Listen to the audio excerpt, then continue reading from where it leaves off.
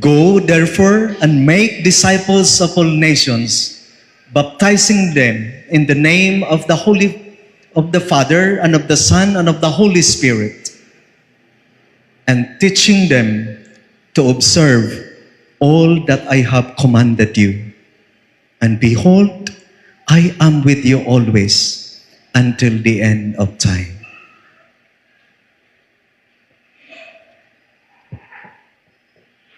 Sorry for being late. I am celebrating the fiesta celebration of Upper Labakit. And I was not expecting na daghan gayong bunyaganan na ipata, hamtong, o pinakatigulang. Munang na-late ko kamay. Today, we celebrate the ascension of the Lord Jesus Christ into heaven. The ascension of Jesus Christ into heaven, in which we are expressing it every time we attended the Mass. In the Nicene Creed and the Apostles' Creed, we express it. And He ascended into heaven and is seated at the right hand of the Father. Now, the ascension of Jesus Christ, does this mean that we are abandoned by God? No. It is during this time that Jesus entrusted to us the world.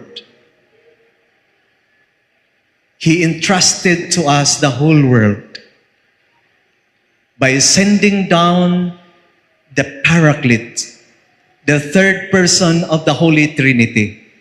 Because this coming Sunday, we will be celebrating the Pentecost Sunday. It is the birth of the church wherein we are governed by the power of the Holy Spirit. Walay gyud makaguba sa atong simbahan. Bisan pag-unsay mga pagpanamastamas nila nga buhaton o pagpangdaot sa atong simbahan. Why? Because it is always guarded by the Holy Spirit of God. Now, in this celebration, when God entrusted to us the whole world, we must have to bear this in mind, that the ascension of Jesus Christ is our destination to heaven also. Munang musugot pa mo, nga kung karong adlawa, moingon ang Ginoo nga, kamong tanan ron nga nisimba sa alas 10, ipasaka tatanan sa langit, lawas o kalag. Sugot mo? Ha? Sugot mo? Ayaw sa pod, tanaw-tanawa sa pod inyong kilid kung naabadiha imong asawa, naabadiha imong bana, naabadiha imong mga anak. Kaya kung musaka ka sa langit nga ikaw ra, manupag man ka sa imong Kristohanong obligasyon, sige lang, Father, musunod raman to sila. Kay nisimba naman to sila ganihang first Mass. Ang kung mamapod, unya pa pong alas 3 or alas 5. Good, no? Pero, remember, nga sa atong pagsaka sa langit, lawas o kalag, be sure that we have fulfilled our mission. Because Jesus Christ, before ascending into heaven, He left to His disciples the mission. Go, therefore, from Jerusalem to the ends of the earth, baptizing them in the name of the Father and of the Son and of the Holy Spirit. No wonder then, nga daghan kayong mga misyonero nga mag-adto sa mga nagkalain-laing mga dapit aron pamunyagan. Walang takabalo kung unsa man sila nga relihiyon, hoping that they will bring this formula, baptizing them in the name of the Father and of the Son and of the Holy Spirit. It should be in a Trinitarian formula. Kay kung ilunod-lunod rata diha sa tubig, hangtod nga makakita ta Ginoo, we are not really following the mission that Jesus Christ is entrusted to us. Second, if we are already baptized, remember that we are still into a mission. Our mission then is to follow the commandments of the Lord. Diba tumantong gihisgutan, duhara ka sugo ang gihimo sa Ginoo sa ato. Paghigugma sa Dios o paghigugma sa atong isig katao. And that would be the standard that Jesus Christ or our Lord, our God, will be using to us during our last and final judgment. Kana mo'y gamiton sa Ginoo sa ato. Munang magbantay-bantay ta, kay basin unyag manghingawa ta, nining kinabuhia. Na gusto nato dadun tanan sa pagsaka sa langit, ang atong balay nga tulo ka antana pagkabugata. Ang atong mga sakyanan nga purting daghana pagkabugata. Ang atong yuta nga purting daghana pagkabugata. Wa man tay dadun inigsaka nato. Empty-handed yuta nga moatubang sa Ginoo. And I still remember when Alexander the Great died, he requested to his general, no, kanang iyang sinaligan nga general, nga inig kamatay niya, dili yun ipakumkum ang iyang kamot sulod sa lungon. Unsay iya ang gihanyo nga iyang ipabukad o ipabukas palad ang iya ang kamot, showing the world that when we die, wala yun tayo madala bisag kamay.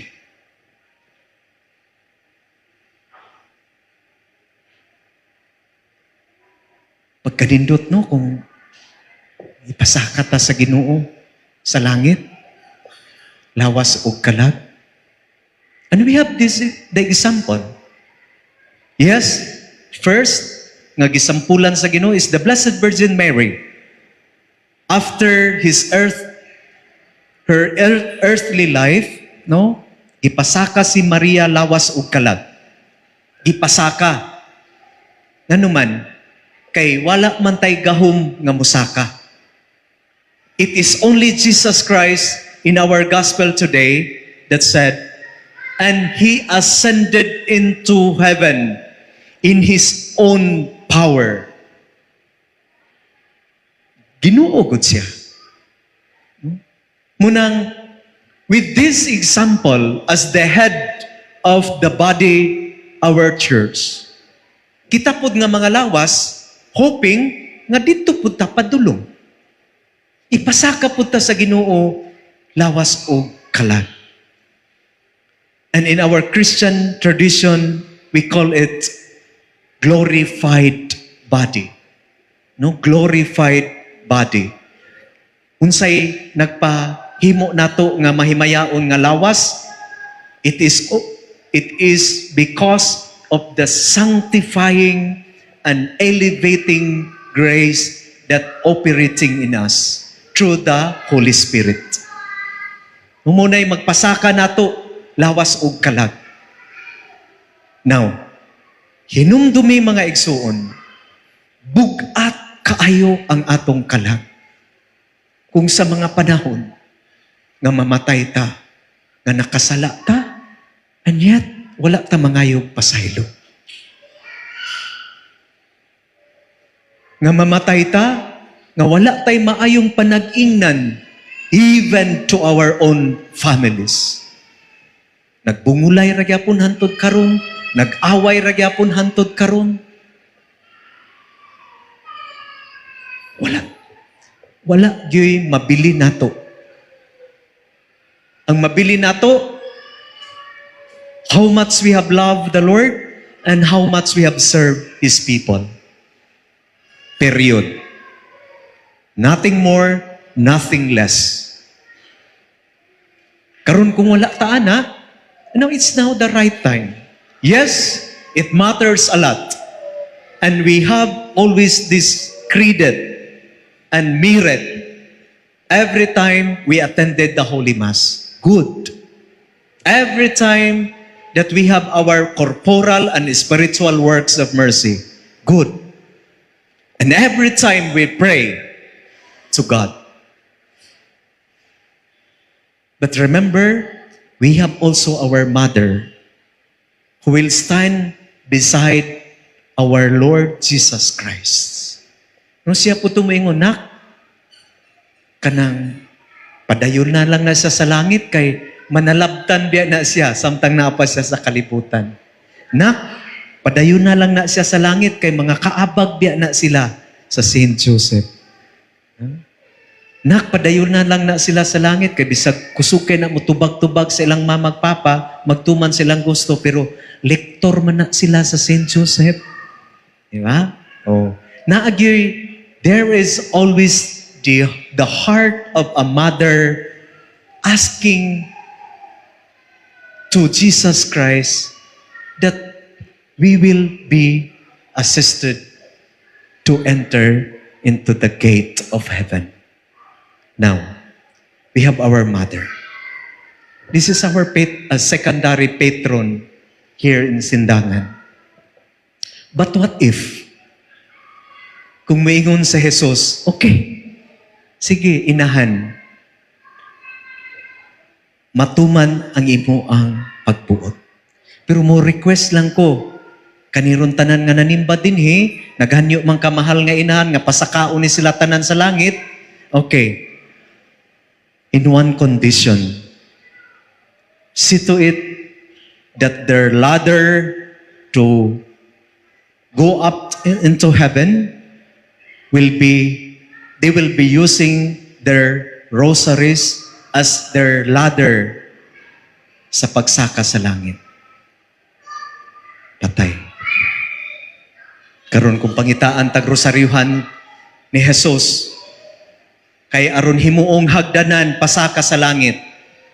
Ganiha dito sa labakid, upatra ka buok ang nagdalag rosaryuhan. Upatra ang makasaka sa langit. Bikin sa may nagdalag rosaryuhan ron dinebe. Ana, gikwintas yun o.